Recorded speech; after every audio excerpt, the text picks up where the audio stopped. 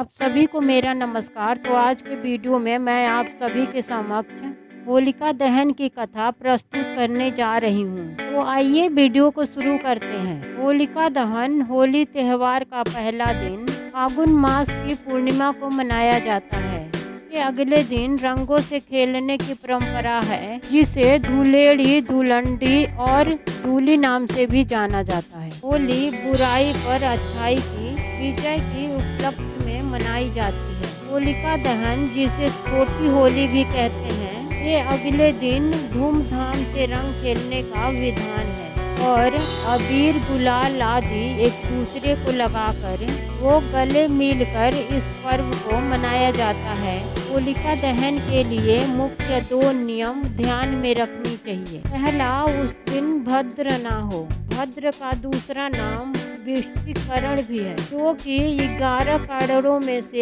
एक है। एक करण तिथि के आधे भाग्य के बराबर होता है। दूसरी बात, पूर्णिमा प्रदोष काल व्यापिनी होनी चाहिए। सरल शब्दों में कहें तो सूर्यास्त के बाद 3 मुहूर्तों में पूर्णिमा तिथि होनी चाहिए।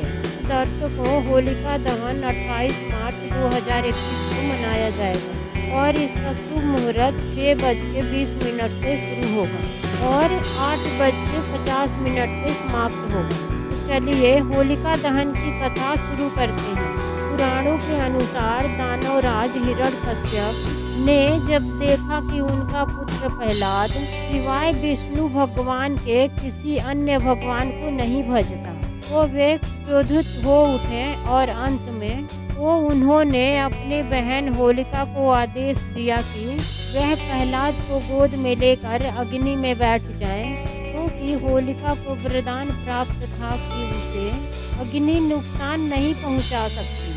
किंतु हुआ इसके ठीक विपरीत। होलिका जल के भस्म हो गई और भक्त प्रहलाद को कुछ भी नहीं हुआ, क्योंकि जो चादर होलिका को वरदान मिली थी वह उड़कर प्रहलाद के शरीर पे गिर गई। की वजह से प्रहलाद का जान बच गई और होलिका जल के राख हो गई। और यह सब देवी देवताओं की शक्ति के वजह से ही हुआ था। इसी घटना की वजह से ही इस दिन होलिका दहन करने का विधान है। होली का पर्व संदेश देता है कि इस प्रकार ईश्वर अपने अन्य भक्तों की रक्षा के लिए सदा उपस्थित रहते हैं। होली की केवल यही नहीं, और भी कई कहानियाँ हैं। तो चलिए अब मैं आपको कामदेव की कहानी सुनाती हूँ। होली की एक कहानी कामदेव की भी है।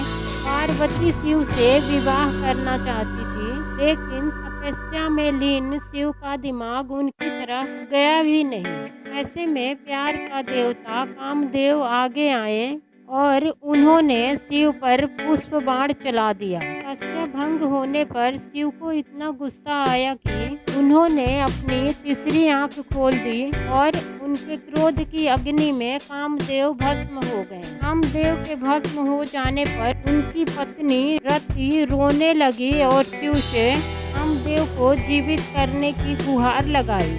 अगले दिन तक शिव का क्रोध शांत हो चुका था।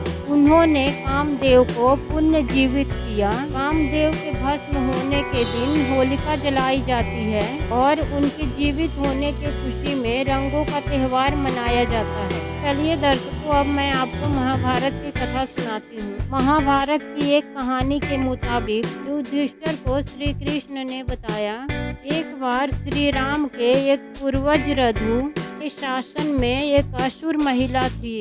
उसे कोई भी नहीं मार सकता था, क्योंकि वह एक वरदान द्वारा सुरक्षित थी। उसे गली में खेल रहे बच्चों के अलावा किसी से भी डर नहीं था। एक दिन गुरु वशिष्ठ ने बताया कि उसे मारा जा सकता है यदि बच्चे अपने हाथों में लकड़ी के छोटे टुकड़े लेकर शहर के बाहरी इलाके के पास चले जाएं और सूखी घास के साथ साथ उनका ढेर लगाकर जला दें। फिर उनके चारों ओर परिक्रमा दें, नृत्य करें, ताली बजाएं, गाना गाएं और नगाड़े बजाएं। फिर ऐसा ही किया गया। इस दिन के एक उत्सव के रूप में मनाया गया, जो बुराई पे एक मासूम दिल की जीत का प्रतीक है।